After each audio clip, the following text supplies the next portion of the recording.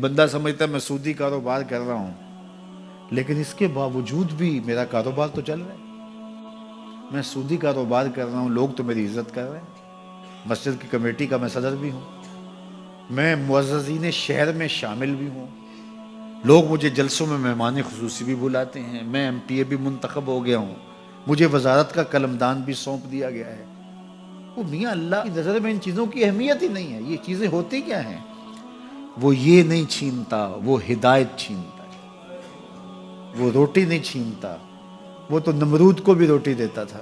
اس نے کبھی سورج کو منع نہیں کیا کہ اس کے گھر میں روشنی نہ کر، یہ حامان کا گھر ہے، یہ قارون کا گھر ہے، یہ میرے دشمنوں کا گھر ہے، اس کے گھر میں روشنی نہیں ہونی چاہیے۔ چاند کو کہتا ہے اپنی کرنیں بکھیر، سورج کو کہتا ہے اپنی روشنی بکھیر۔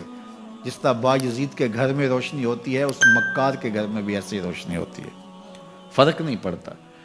تو وہ کرم نوازیاں تو نہیں رکتی، لیکن اللہ جب کسی سے ناراض ہوتا ہے تو اس سے ہدایت کی توفیق سلب کر لیتا ہے، تو اعلان جنگ ہوتا ہے۔ تو پھر وہ ٹکرے بھی مار رہا ہو تو اس کی رسم کی نماز ہوتی ہے، اس کا ماتھا جھک رہا ہوتا ہے، دل نہیں جھک رہا ہوتا، کیونکہ ہدایت سلب کر لی گئی۔ جب اندر سے روح ہی نکال لی جائے تو باقی بچتا کیا ہے؟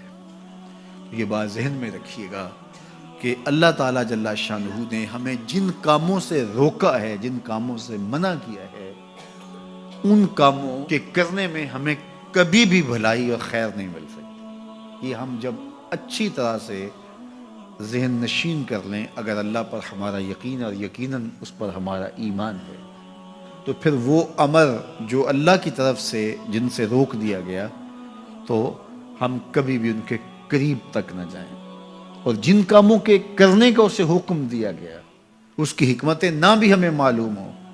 آج جدید سائنس تحقیقات کرتی ہے تو ہمارے سامنے آتا ہے کہ وضو کے کیا فوائد ہیں۔ آج ہمیں لوگ بتاتے ہیں کہ جناب آپ امامہ باندھیں گے تو سن سٹروک سے بچ جائیں گے۔ آج دنیا تحقیق اور جستجو کر کے نماز اور دوران خون اور جو ہے وہ نماز کی برکتیں اور کتنی بیماریوں سے نماز کے ذریعے سے بچنے کی کہانیاں سناتے ہیں۔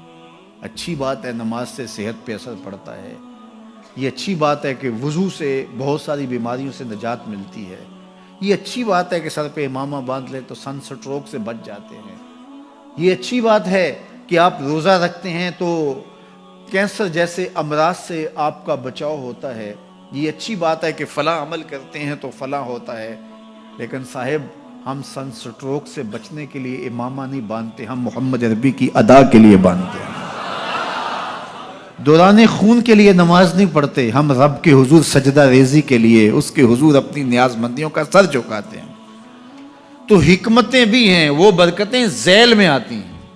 تو یہ بات ذہن میں رکھیے گا کہ حکمتیں معلوم نہ بھی ہوں تو ہم